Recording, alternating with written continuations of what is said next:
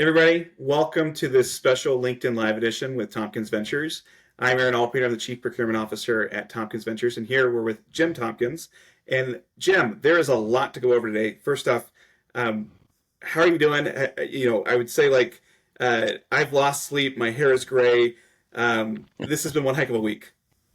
Oh my goodness, yeah, it's an absolute crazy week, and I don't know if you're talking about in Utah or in Montreal or in Washington D.C. or whatever, but yes, I am in trouble this week, all week. Have Yeah, never caught up all week. I'm not there yet.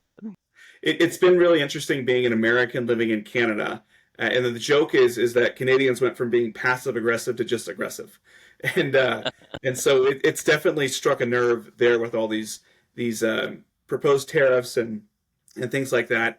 And really, what we want to do today was to give a deep dive. Everybody's very clear with kind of what's happened and what was put in place and paused and stuff like that. And I think what we want to do is we want to take a step further and try to look farther out. And so I guess I just want to get right into it. And Jim, what do you see as the intended objectives of these tariffs, and how are they different from past objectives that Trump has had? Yeah, so excellent question. It's difficult to answer that question though, because Trump has not disclosed his trade policy or his economic policy yet.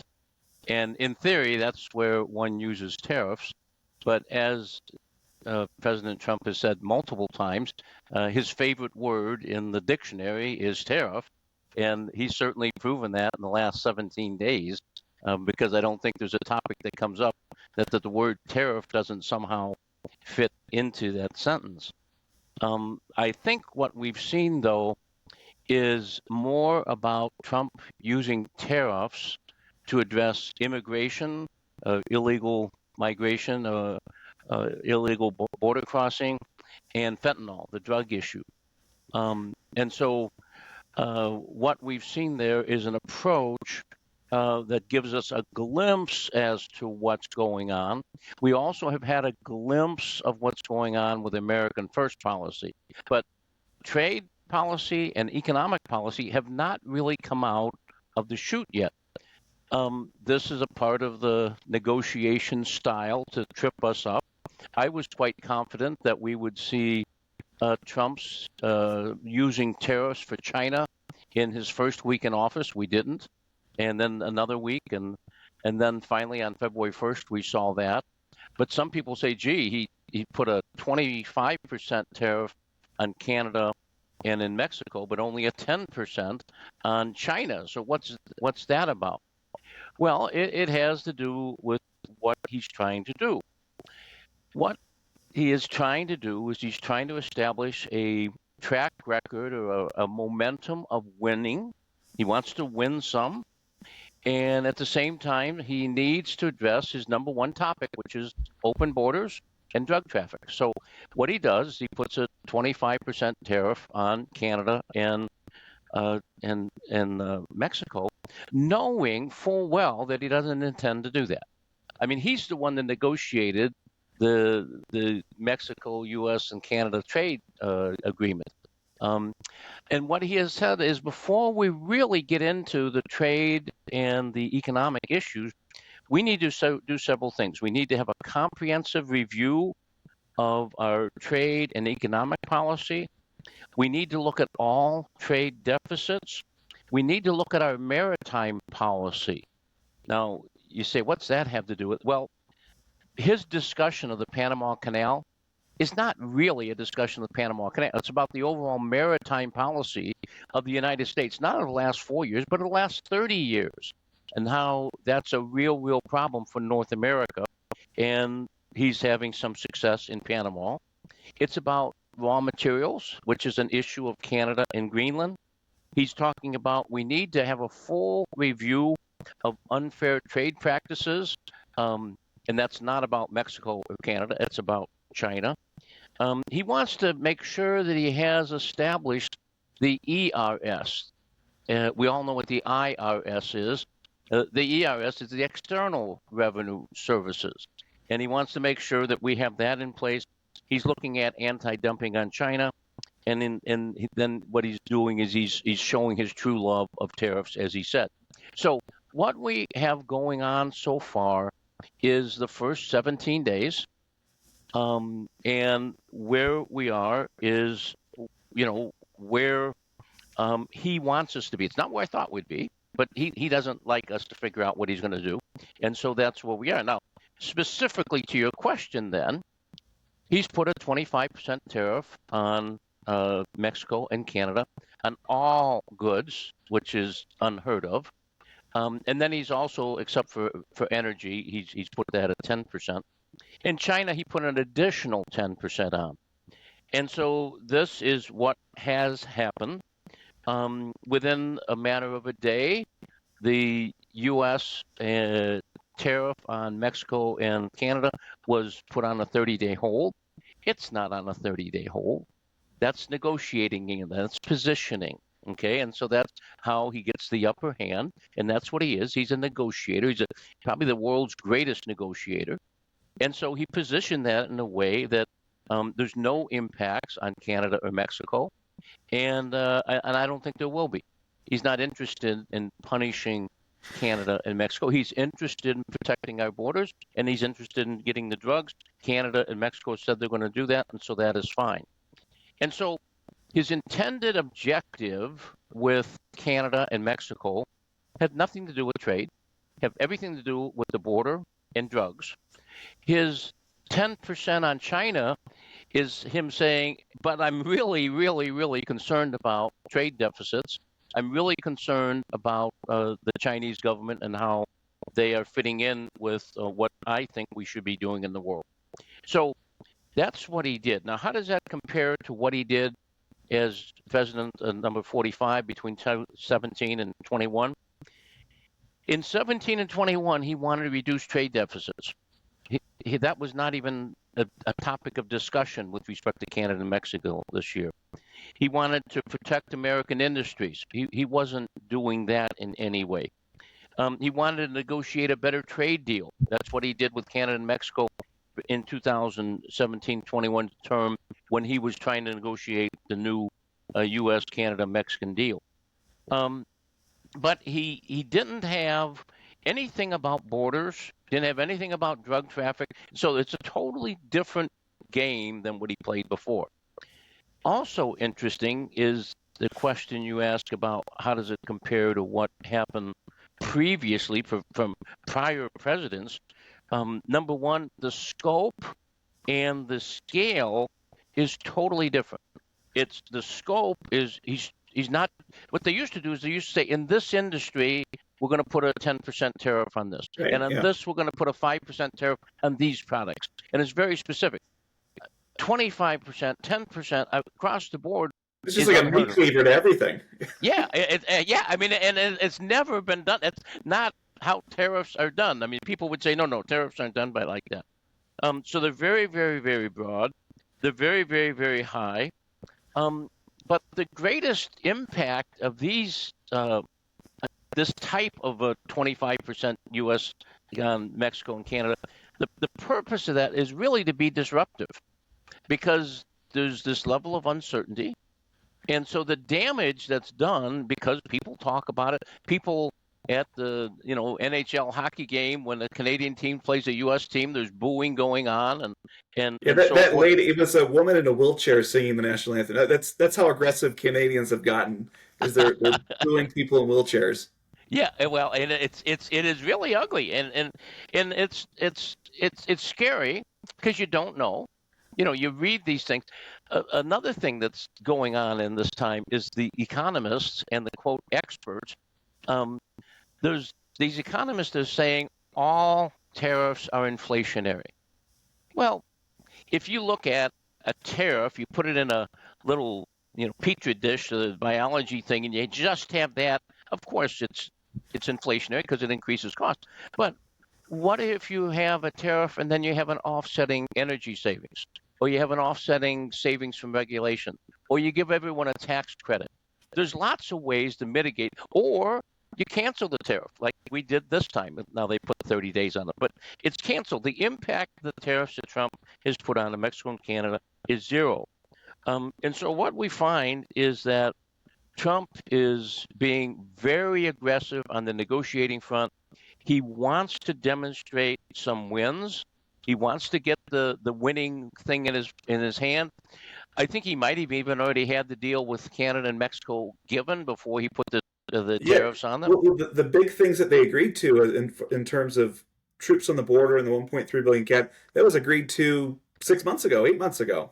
Yeah, yeah, and so it's like this is like we're watching a show, and so the real disclosure of what's going to go on is still to come, and this is kind of the preemptive events that are going on. So the worst thing we can do is get upset and get mad at each other and start booing each other because there's nothing to boo about. I mean, the game hasn't started yet. I kind of like, I don't know about you, but the fact that this was announced on a Saturday, you gave two days to let the media and social media go crazy about everything.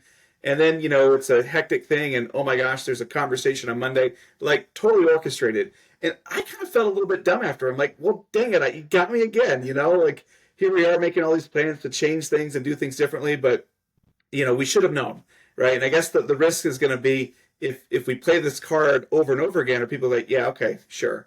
But I guess kind of, obviously we're tuned into what the reaction was in the United States and to some extent Mexico and Canada, but what did other countries, what did other businesses have to say about these reactionary tariffs that were put in place? Well, everyone's confused. Even there's experts I respect and there's experts I don't respect. All of us have been confused. I mean, so it's not it's not like the dumb ones don't get it and the smart ones do. None of us get it. I mean, everyone is somewhat confused because we're not used to this going on. So there's lots of confusion, lots of misunderstanding. Now, there was a guy I was listening to last night on one of the networks that said these types of negotiations to redo your supply chain, to go out and get new sourcing and get new transportation, it takes a minimum of 3 to 5 years. And I'm going 3 to 5 years. When was the last time you and I got a 3 to 5 year time frame to get these implemented? That means that my COVID plan would just be coming to fruition now. Exactly. Just think about that.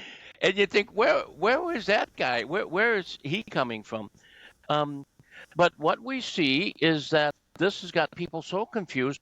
What I hoped it would do is it would get people thinking, wow, we need to have a plan. We need to start researching this. We need to look at alternative sourcing. We need to look at what countries we would go to and start doing. But what people are doing is just stuck their head in the sand. And so we haven't even begun the thinking yet as to how we're going to get out of this. So just to chime in, I think that's a really important point because it wasn't as if the world was stable and not volatile whatsoever before Trump. And I think people just were like, put it on autopilot. I don't have to worry about it. I put my stuff in the boat. It works. And I think what this moment is showing is that supply chain people and business people in general need to be more aware of how quickly things can change. Oh, absolutely, absolutely. It's mind-boggling to think that this is what we're going to have for 4 years or no.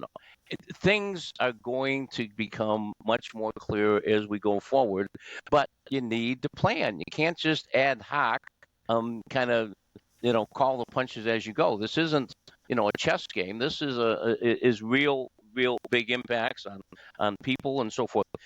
And different people need to look at it differently. If I'm a company that's mostly doing things domestically, it doesn't really, I don't know why I even read the news. I mean, it has nothing impact. Whereas if I'm buying a lot of my products from China, a lot of my products from Mexico, I happen to like a drink of Crown Royal from time to time. I got a call from a relative saying, Dad, are you going to be going to the ABC store and buying a bunch of bottles of Crown Royal to make sure you don't run out because we're not going to be able to get Canadian whiskey? I said, no, we're going to be okay. I don't need to make a run to the liquor store. But you kind of go, oh my goodness. So there's different people that have different views. The government response has been absolutely crazy. The Washington D.C. guys, these guys getting on TV yelling and screaming about things it's sad. I mean, it's really, these are supposed to be leaders of our country. The economists I mentioned are not making sense. So I'm very disheartened that people are, kind of running for the shelter because someone whispered in the back of the movie theater there might be a bomb here, and so they're all running around like crazy people. So it's having big impacts, but none of it's good. It's all uncertainty and misunderstanding and finger pointing and calling names, and it's not good. Yeah, I think you're absolutely. I mean, there are things that you can control, and there are things that you can't control. All you can do is react to it. And so I think that this definitely falls into that category. And as a business owner, you've got to understand. Okay, if A happens, what's my reaction going to be? And we think about this, and I would say 6 months ago, if you talked about nearshoring and reshoring and where people were going to put factories, everybody said Mexico, right? Let's go to Mexico. That was going to be the new manufacturing hub. But now we have this threat of 25% tariffs on our largest trading partner. And whether or not they happen or they don't happen, I guess it's beside the point. But how do you expect these threat of tariffs to affect sourcing strategies when it pertains to Mexico and Canada in particular? Well, it's going to result in people being frozen in the headlights like deer. People are not going to respond in a positive way, and that's unfortunate because what we want to do is take these threats and treat them seriously, and we want to say, okay, how do we react? What are the things that we need to do? What are the data we need to collect? What is the research we need to do? Where else can we source that? And we also need to get ourselves in a position where we are, um, a law that should be passed. Thou shall not single source. Okay, nothing. You single source nothing. And I was talking to a client the other day, and he said, "Yes, we've got that law in." I said, "Great." I said, "On your core products, what do you?" He said, "Well, on this product, we got three sources." I said, "Great, three sources. What percent of your business you giving to the three sources?" "Oh, well, we give the 96% to one and 2% to another and 2%." I said, "That's single sourcing.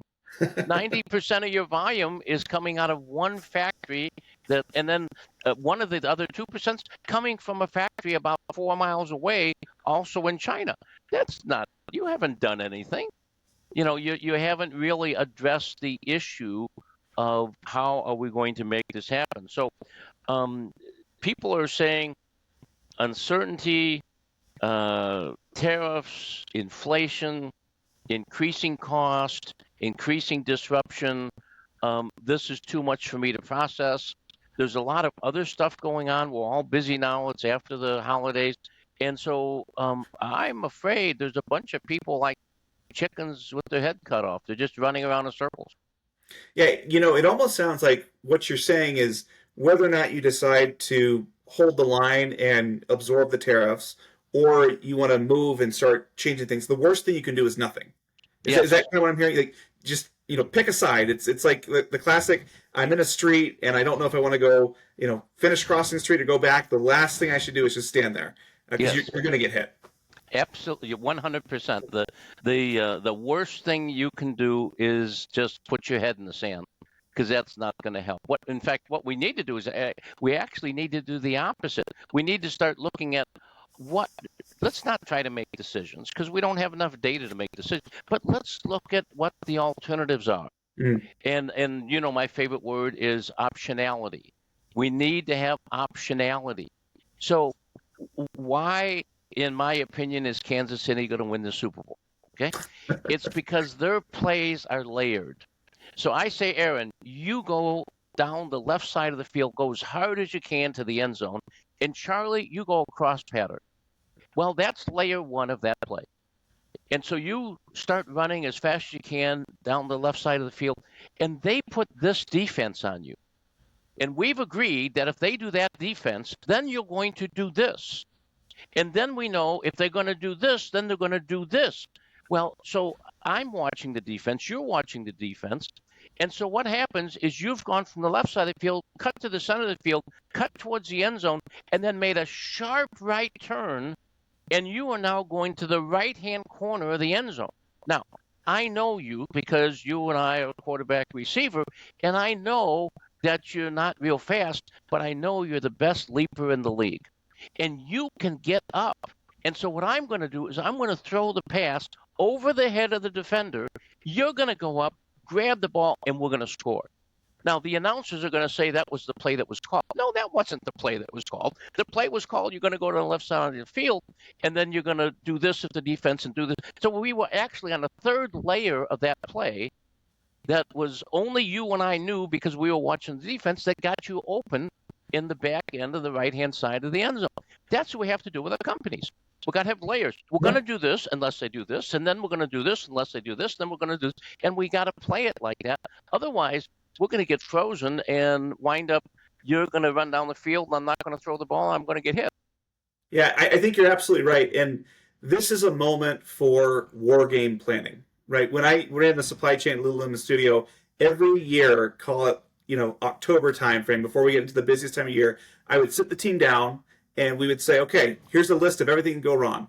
And I would have them say, what are you going to do? How are you going to do this? This supplier has no drivers. What's our backup? And I would just keep throwing things at them. And we would go through a lot of things and we'd always find one or two things like, oh, we hadn't thought about that. We now have the time to think about it and do it. And I think you're absolutely right. If you are making your supply chain decisions based on what you see on Twitter, like that's the wrong way to do it. You need to have a thought partner in the room with you who can challenge you, who can push you, who can help you understand, these are all the options that could happen. And let's talk about what each of those options would mean to you. And maybe there's one that if it does happen is more critical than the other. And so let's optimize or build the optionality around preventing that worst case scenario. Absolutely. And if we do that as a team, you know what they do every Wednesday at Kansas City? They let 4 or 5 players who had come up with an idea of a new play. And they talk through that play in front of the whole team. And the guys say, oh, no, that will never work against Philadelphia because of this. And they said, well, if we do this, and they design 3 or 4 plays that they've never had in their playbook before. They're invented by the players, and now the players are invested in, and then they've got different inputs as to, well, why don't we have this blocking pattern? Why don't we have this blocking pattern? And they're going to pull a couple of those plays out on Sunday, and hopefully it's going to result in wind up in the end zone. So, yeah, I mean, that's exactly that. Call it scenario planning, call it, optionality, call it strategic plan. I call it optionality, but I mean, it doesn't matter what you call it. You got to go through that exercise because there's lots of different ways to look at things. Absolutely.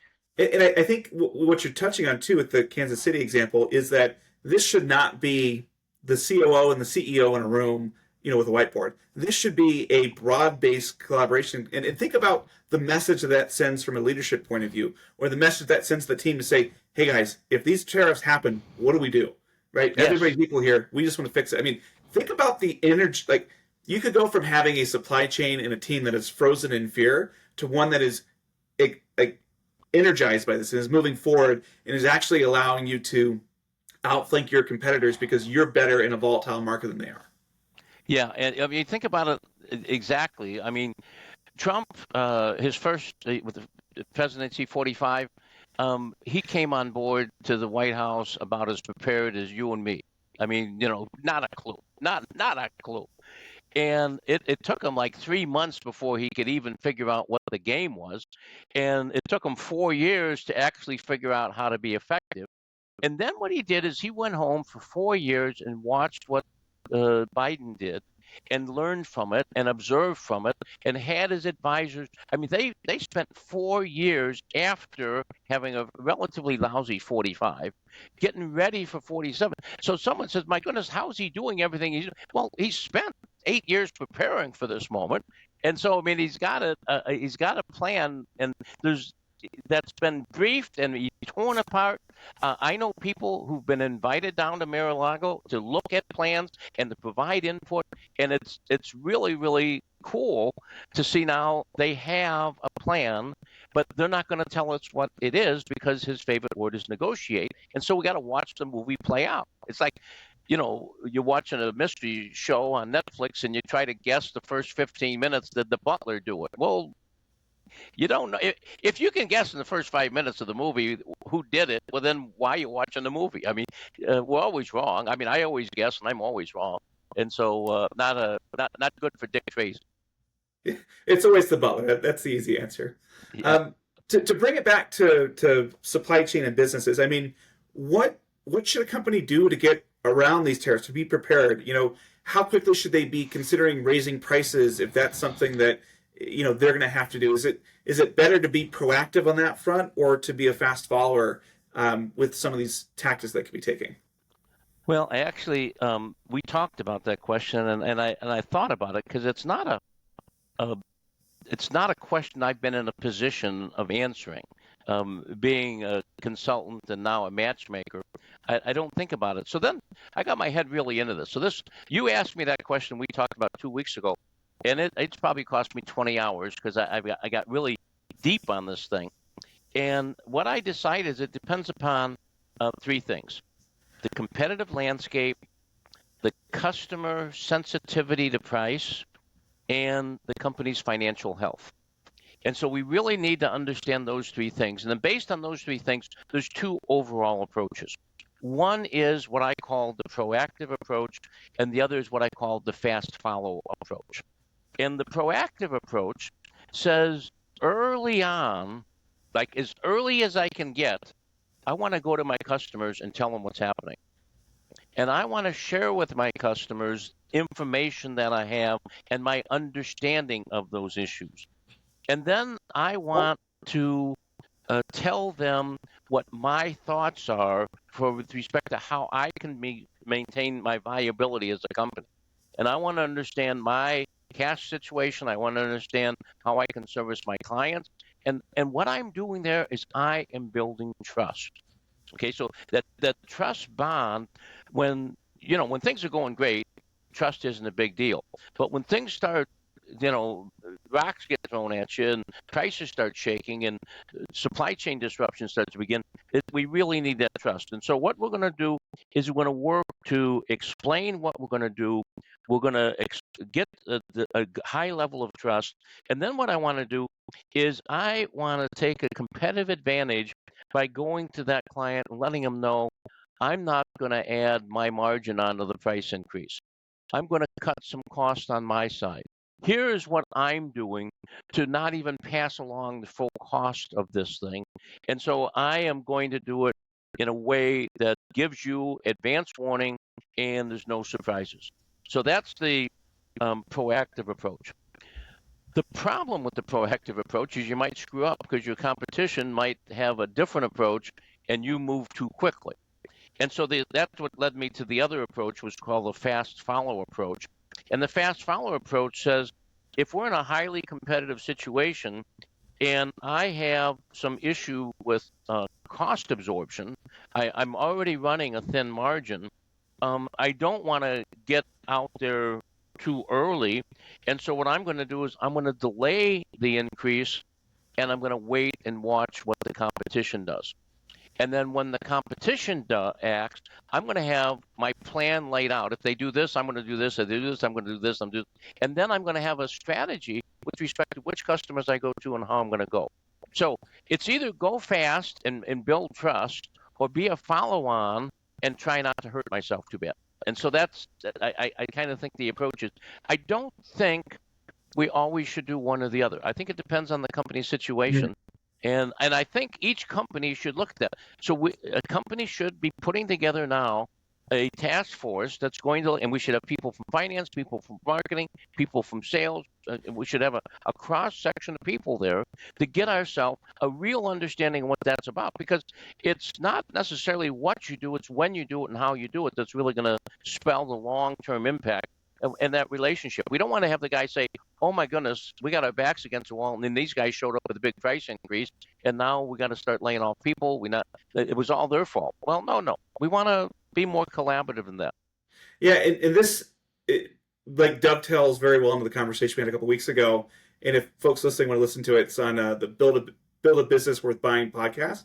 You can find it there. But really, what you're getting at, I think, is that you have to be laying the foundation well before the crisis to have that level of trust. It's not as if something bad happens and say, "Hey, now I'm going to be transparent. Now I'm going to actually, do these sorts of things." And so, part of it is your positioning and how you've treated these partners over the previous 3-5 years is going to dictate if you can be proactive or you can be a fast follower. I think part of this too kind of comes with the consumer part, where if I'm in a very competitive market, like you said, I can't just raise prices because they're just going to go to Amazon and get something else. But if I'm the only thing, right, and I have a very unique thing that someone wants, Apple's probably just going to pass through that cost increase and be able to blame tariffs.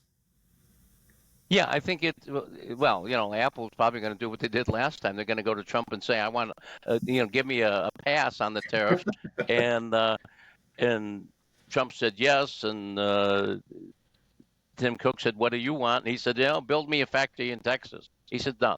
And so, there's lots of ways to slice that pie. But I think the thing that's important is countries create tariffs. Companies build supply chains. Okay, so maybe you don't like my country, or maybe you don't like my president, or maybe you don't like the policy they put in place, but we're companies. How do we work together so that we both can be successful over time?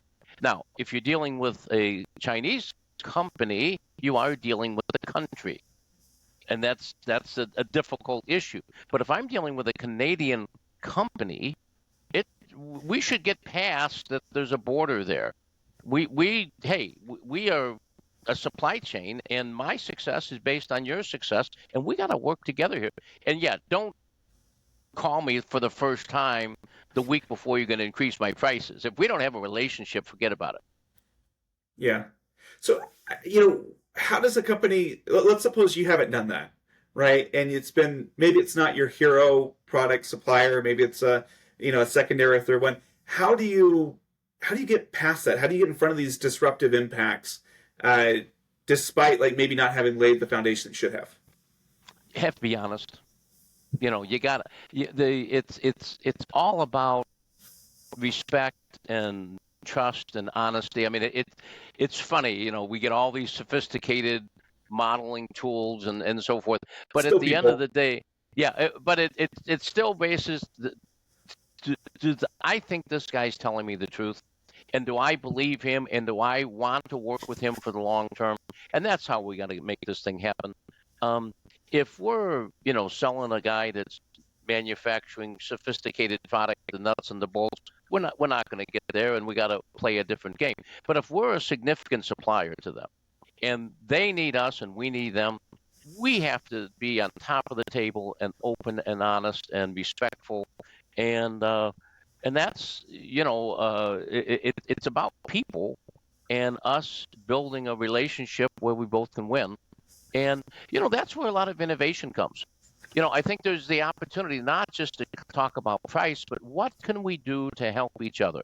What is the packaging thing? I'm working now in a circular economy on packaging, and how can we not create all this waste that goes to the dumps or have it incinerated? How can we get this stuff back and reuse it and build it's good for your company, it's good for my company, good for the environment, it's good for the grandkids. I mean, hey, what can we do to make this a real win for us and our supply chain? Yeah, I think that's so important. I've long said that there's two types of customers that any company has. There's the customers you have to work with, and there's customers that you want to work with. And the trick is to try to be both. And I think that comes down to some of those things you were talking about, but in particular, like pay on time, huge deal, right? Give them a forecast that's actually accurate, huge deal. Be a good person, huge deal. And so I think those are some of those kind of like very simple things that come to mind that people need to look at. Are there any other strategies that people should be thinking about when they are trying to, I guess, get around or mitigate these tariffs or these impacts we're going to have from other Trump policies? Well, I think the diversification of our supplier base is really important. I think when you get hit with a tariff, one of the first things I like to do is tariff engineering. And I want to go in and actually look, can I change the material that this product is made out of? And would that help me? Can I change the level of manufacture that's done? Can I maybe ship it subassembly and assemble it someplace else and get some economic benefit? Don't just assume the tariff is there and therefore, oh, I'm screwed. That's not a very intelligent approach. Look at the suppliers you both work with. Is there a different transportation provider? Can we maybe get the inbound and the outbound from the same transportation provider and get some synergy in the cost saving? Can we use free trade zones to our benefit? What if we switch the location the product is shipped through? Maybe we take a different travel path to get where we're going. We got to, how do we work together to evaluate inventory levels? I think it's interesting when each company is trying to optimize their inventory.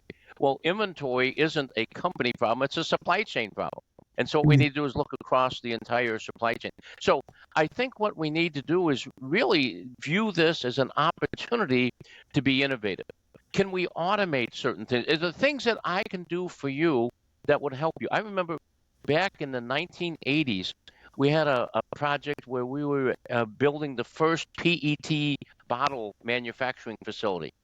And what we had is the bottles, we would manufacture the bottles, put them in a very flimsy case, ship them to the bottler. The bottlers would put the soda pop in it and then put them in a much more substantial case. And so our original case got thrown away because it didn't have the strength to hold the bottles with liquid in them. And I said, well, why don't we ship them to them in the cases that they can ship out from? And they said, well, we're going to sell them boxes? I said, yeah. They said, why would we do that? I said, well, make a profit on the box. But make the box so it's a spec of what they're going to ship to the final product out. And then the boxes come in, they take the empties out, they put the full ones in, and they ship it out. That box is serving two purposes. And they said, well, they would never buy that. I said, let's have a meeting. We went to the meeting. We went to the major bottler, and the guy said, that's absolutely brilliant. Yeah, that makes all the sense because now we're not wasting all these. He's because my cost is per year to haul away your flimsy cases. He said I'm spending about $80,000 a month taking your flimsy cases to the dump. I mean, no, why am I doing that? It doesn't make sense. Yeah, I think you kind of touch on two things that come to mind for me. Is the one is that I always look at supply chain like water. It's going to find the path of least resistance. And government's job is to set the rules to figure out which way the stream is going to meander, but people will figure this out, right? And like so supply chain is water. I think the second thing is sometimes it's good to have a bit of a hole, like to have these margin pressures. If you have super fat margins, if there's a bunch of cash, you start to get lazy, right? It's like you don't want to give a startup $200 million on an idea. You want them to struggle and to iterate and to really push themselves to figure out, is this something that's worthwhile or not? And I think that I love the idea that this could be an opportunity in disguise. And I think that while none of us would raise our hand and say, oh yeah, more uncertainty, more tariffs, please, this is probably something where if you're thinking about this the right way, you're thinking about this scenario planning, these war games, and you're saying, okay, look, it's gonna be hectic. It was hectic before, we just weren't aware to it, but now Trump is taking the scales off of our eyes. Now let's see what we can do, and maybe we'll find some other things that, whether or not there's a tariff in place, we'll end up having better margins and a better overall product as a result. I couldn't agree more. Um, it's adversity can be viewed as a problem or it can be viewed as an opportunity. Tariffs are adversity. And so my view is when I get stuck with a tariff or I got stuck with any adversity, that's an opportunity to make some hay. And so what can we do to better plan around this? What can we do to increase our resilience? How can we increase our optionality? How do we add another layer to that playbook? How do we use technology to give us solutions for this? And I think that's really important today because we can leverage the challenge that we're facing and turn them into winning propositions for us and our suppliers. So I think whenever there's a problem, that doesn't mean, oh, woe is me and, wring my hand. It means, oh, wow, here's an opportunity to get innovative, get creative. And we got now the boss's attention. And so now if we need an investment, they're going to provide it for us because there's a real burning platform now that we want to reduce the cost to our customer and be the guys that don't raise prices. And so, I think that's a great opportunity. Guess what? Trump wants to do the same thing. He doesn't want to. I mean, does Trump care about immigration and the drugs and America First and inflation and standard of living? Of course he does. He wants to fix all those things, but you can't fix all those things if you don't have a methodology to make that happen. And if you just use tariffs, they're evil because it is going to increase costs. But if you do that and that and that and that and that, now we can really have a win-win-win environment, and it gets to be exciting to make that happen. Yeah, what comes to mind is just you think about day traders, and when do day traders make all their money? Volatility. And so it's like these are the moments where fortunes can be made, and this is an opportunity for you to outflank your competition if you're approaching it the right way. If think about it, if we were in a closed environment and everything was perfectly predictable and it was there, then of course there'd be massive consolidation eventually. You'd have all this inertia, but these uncertain moments are ways where small companies can outflank big companies, and where big companies can make structural changes that they couldn't do when everything was fine. Yeah, there's a specific that I'm working on up here on that topic, and that's the I'm seeing for the first time in my career companies boards actually doing what they're supposed to be doing. What I've seen for the last 50 years is boards getting all hung up on their P&L monthly, quarterly, and they, get all crazy when they got to announce bad things and so forth. And I believe the boards should be thinking about the future. What's going to happen 3 to 5 years from now? What's the rate of development of my team, my people? Am I growing my people? What is the growth of our use of technology? What's our innovation? Where are we being creative and cool? And let the board do that. And then now the C level is no longer going to be the decision making level. It's now going to be the P&L level. And so the C level takes care of P&L. And then, well, if they're not making decisions, who's making all the decisions? The decisions are going to be made, 98% of them, by middle management. You can say, you're going to trust middle management making 98%? Yeah. Why? Because I've now digitized the decision process and I'm using AI, and they now have the decision tools that they need, and they're going to make the exact same decisions anybody would make. And so digitization and AI is what's enabling middle management to make the decisions, which allows the CEO and the CFO and the CIO to focus on P&L, which allows the board to actually do their job for the first time. So we got the board looking at the future. We got the C level looking at the current. We've got the middle management making decisions, and below that is execution. And so it's digital enablement and technology and AI that's allowing this to take place. And this is an opportunity of a lifetime. We've never had this before. And so, wow, what a cool time to get our heads wrapped around doing this thing differently. And supply chain is right. It's absolutely right.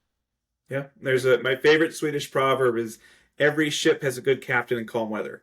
And like this is where you're going to separate the wheat from the chaff, the people who know what they're doing, the people who pretend to.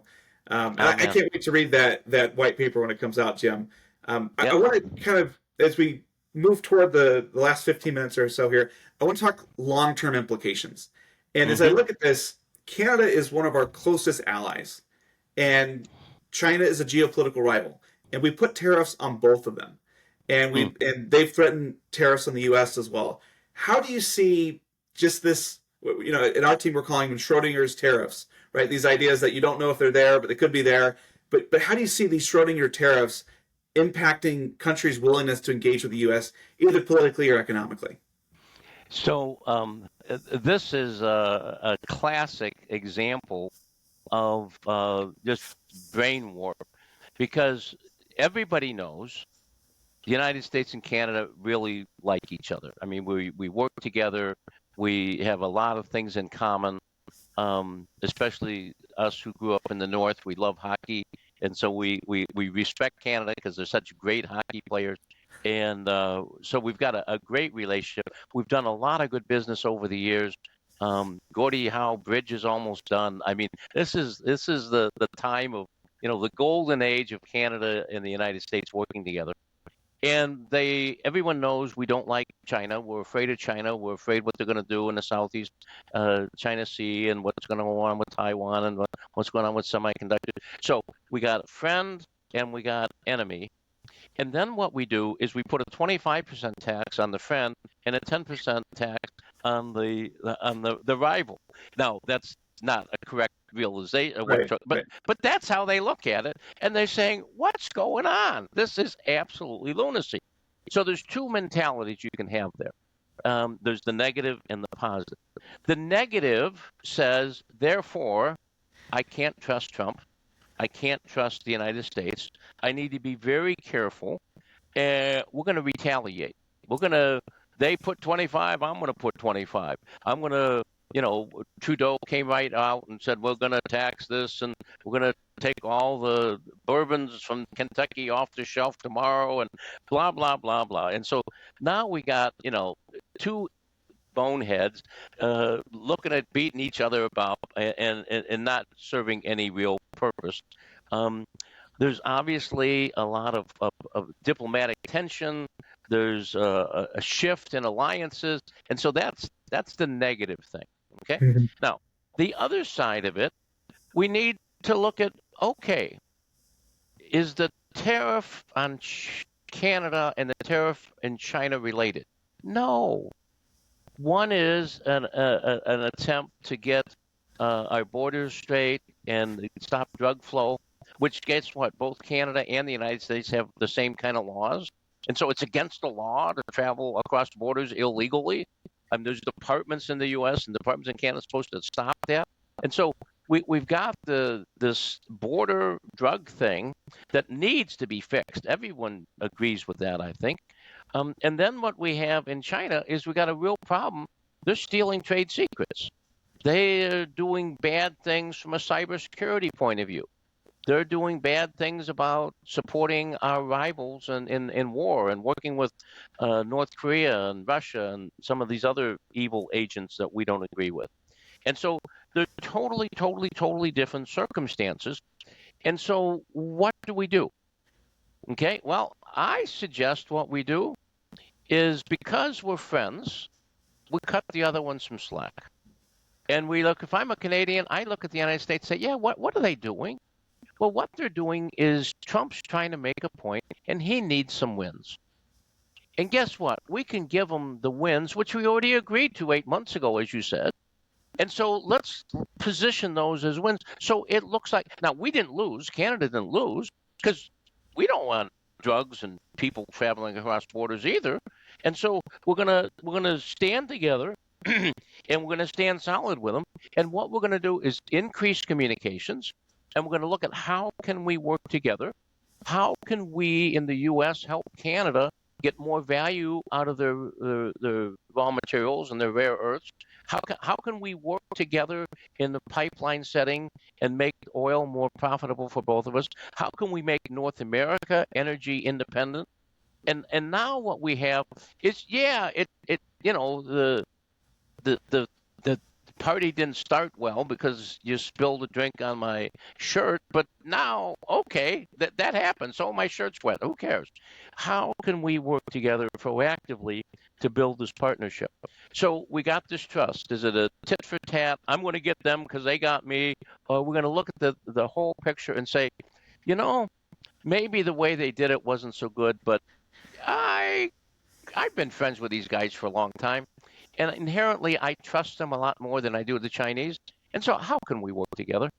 And I don't know. Maybe we got to get a hotel someplace that's got two couches, and we get them both to come in and lay down on a couch, and we get a good psychologist to get them and start asking about, what was your childhood like or something. I don't know, but it just seems to me let's let's not boo at the hockey game. Let's not boo at the national anthem or the Canadian anthem. Let's say, hey, we love you folks. We want to work together, and it's time to really understand that supply chain is a global thing. No company, no country, or no company is going to do it strictly domestically. It's a global game, and there's countries all over the world that want to get into the United States and Canada. Let's help them. Let's allow this to be good. So I think it sounds more like a philosophy class or a class in being upstanding citizen than it does supply chain. But that's the foundation of being in the supply chain.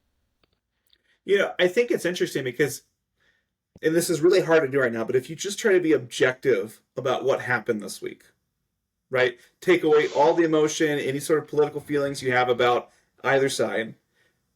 What has been accomplished this week is that we're all talking about one issue, which is fentanyl, right? And tariffs and things like that. And so to the extent where, I don't know about you, I didn't know about these border agreements that Mexico and Canada had made, last year. But now everybody knows, right? And perhaps this has also bought some political capital in Mexico and in the US and in Canada to say, hey, this is a big issue because look at this thing that almost happened. We now have to do these things that we were uncomfortable about doing because of this thing. So I think that's one objective thing that happened. The other thing that I think is interesting is that Trump campaigned on a 60% tariff on Chinese goods, right? And the fact that the tariff was 10% and not 25 or not 50 or not 60 suggests that this is not a desire for a trade war, but it's the opening salvo for a different conversation about things like that. And so this does feel a little bit of like setting the table and trying to make sure that each of the countries has the right level of focus for what the Trump administration wants to talk about. Absolutely. And I also think it's an issue of preparedness. Trump has been in office 17 days. The Chinese people have, days. yeah, Chinese people have been in charge for years, and they've got all the facts and figures and statistics. Trump wasn't given any access to that. So these things, I said back when we began the discussion, we have a comprehensive review of our trade deficit. We got to have a comprehensive review of the last trade deal we did, et cetera, et cetera, et cetera. Trump's not ready. Trump, when February 1st, when he put the tariffs out, he had less than half of his cabinet approved. So he's not ready to rumble yet. I mean, he needs to get his team in place. He needs to get the facts on the table, and he needs to understand how much leeway does he have that he can then play with. So, Trump's not going to go to a well prepared Chinese negotiation table until he's ready. And that's smart. I'm glad he's taking his time on that. So yeah, I think you're right. It's not what we expected, but in hindsight, you look at it and you think it's going pretty well. Panama has told China, no, we're not going to renew the Silk Road thing. U.S. and Mexico, U.S. and Canada, there's no tariffs. We've, de-emphasized that. Our leaders have talked back and forth some, and that's strong. That's important. We've made it clear that China is an adversary, and we need to get tough with them. And we're not going to put up with any of that stuff. We're not going to put up with what's going on in Iran, and we're not going to put up with this and that and so forth. And so I think, maybe we agree, maybe we disagree politically. But the fact of the matter is, it's been a really good January. It's been a long January. Yeah, yeah, for sure. Yeah, I mean, from January 20th to February 1st, it felt like about a year and a half. I know I watched a year and a half worth of news between January 20th and February 1. I've never watched that much news in my life, but I know. you have to. You want to know what's going on. Yeah, it's crazy. Jim, as we wrap up, what's next? Right? What are these long-term implications that we should be planning? What are the themes that you see that no matter what happens, whether it's 0% or 25% or what should we be thinking about? What are these truths that we can plan off of? Well, I'm an optimist, and I believe in this going well. Um, I'm not a political person. I'm not going to tell you who I voted for. It's irrelevant.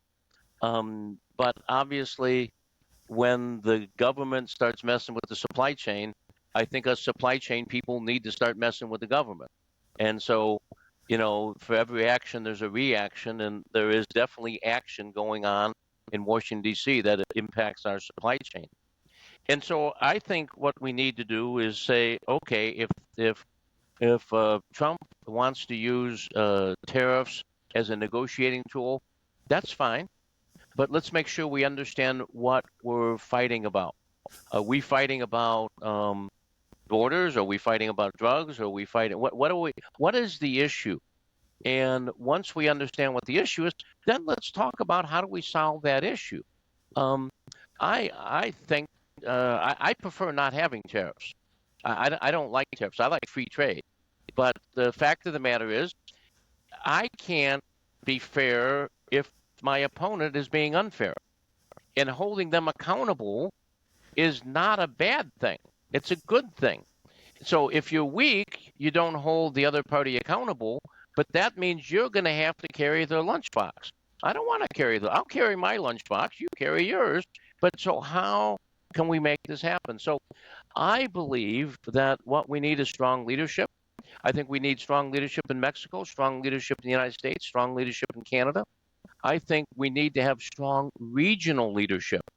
Uh, let's face it, the amount of trade in this region is more than we had 25 years ago in the world.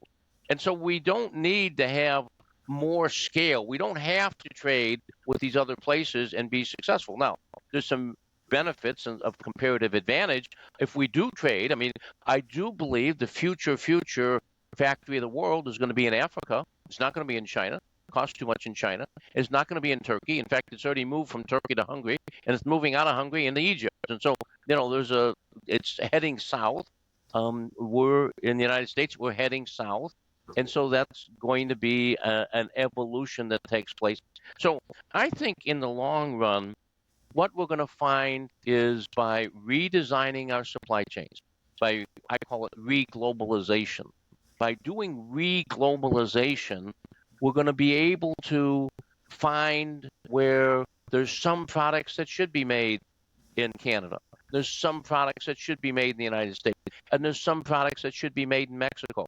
There's some products we should ship from Mexico to even lower cost country to produce. And so I think we then need to work together to create that supply chain that allows us to give the consumer the best possible product at a very reasonable price. And we shouldn't be making everything in the United States. We shouldn't be making everything in Canada. We should be using our relative strengths and weaknesses to allow us to develop that whole thing together. So I think we got to play fair. I know one of your favorite subjects is what's going on with respect to the e-commerce and all that activity. A lot of unfairness. There was a thing I saw in the online this morning. Some lady bought $300 worth of clothes, and she got the bill, and it was a $101 tariff on something that she thought she was going to pay $340 for, and now it's all of a sudden $450. That's not a good way for a customer to find out about tariffs. That's not a reasonable way to do work. So um, I'm optimistic. I believe in the power of supply chain. Um, it's not about my company versus my competition. It's not about my country versus some other country. It's about my supply chain versus the competition supply chain. And that supply chain is going to cross multiple borders.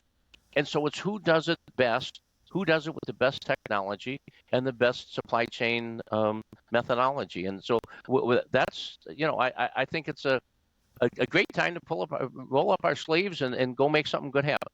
And I remain more optimistic than I've been for many years because I finally see people saying, I will carry my lunchbox, but you're going to carry yours. We're going to be accountable, and we're going to play fair.